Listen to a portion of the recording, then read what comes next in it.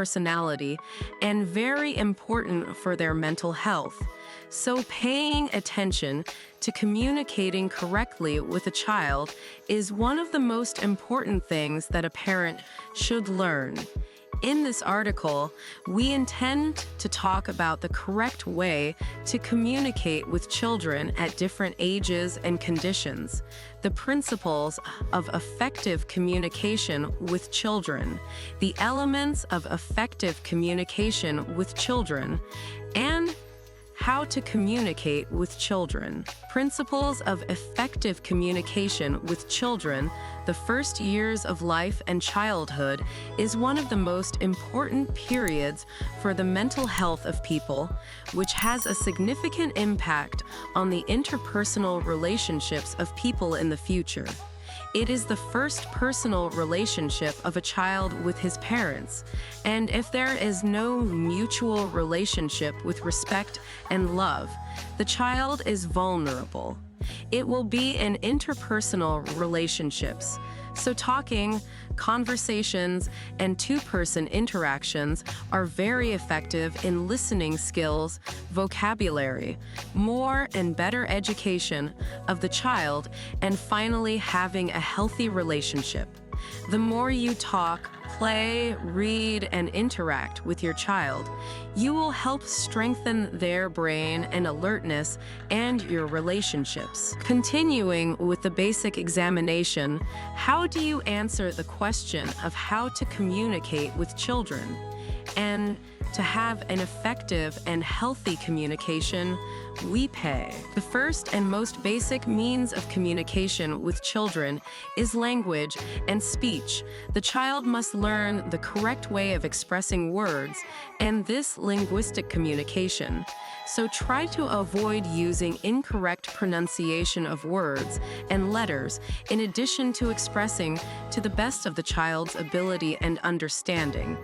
By doing actions such as cheating, lying, not keeping promises, etc., in order to silence the child for some reasons, you will only destroy his trust because the child will gradually understand your excuses.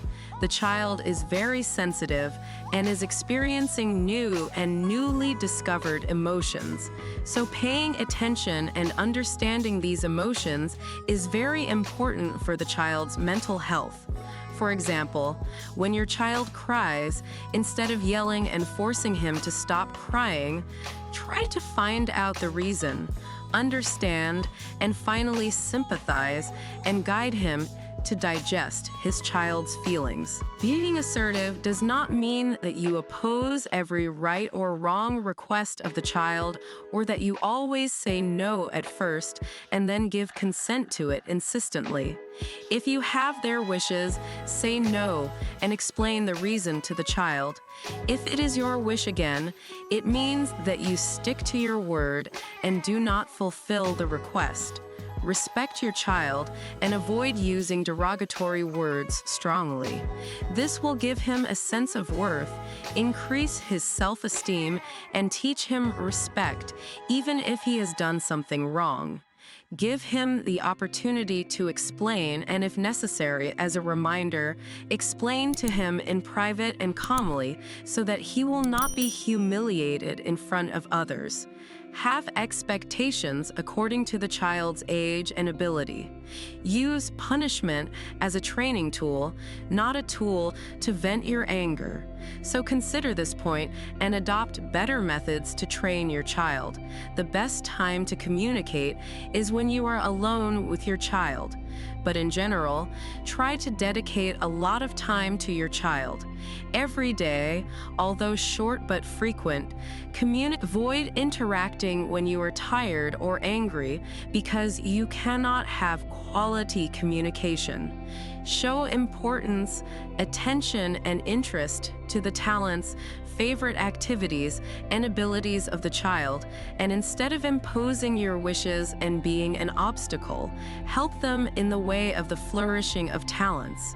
If the child wants to share something or is interested in showing his abilities, stop what you are doing and devote all your attention to him and avoid interrupting him. Avoid comparing too much and know that all people have their own talents and abilities and are unique. Show your love and interest to your child frequently and use many beautiful and emotional sentences. Try to have a close and friendly relationship with your child. If he has done something wrong, ask him what happened instead of why. Start and guide him in solving the problem so that the child feels safe in this relationship. Yelling and showing bad reactions will not solve the problem, but you will cause the child to feel regret about expressing the matter. You promote his thoughts and interaction more when listening to the child. Try to physically stand or sit in a way that is appropriate for his height. Like, share, comment, subscribe. Thanks for watching. You find the link in the description below. If you enjoyed this video, give it a tune BS. Click on the link below to see the full video.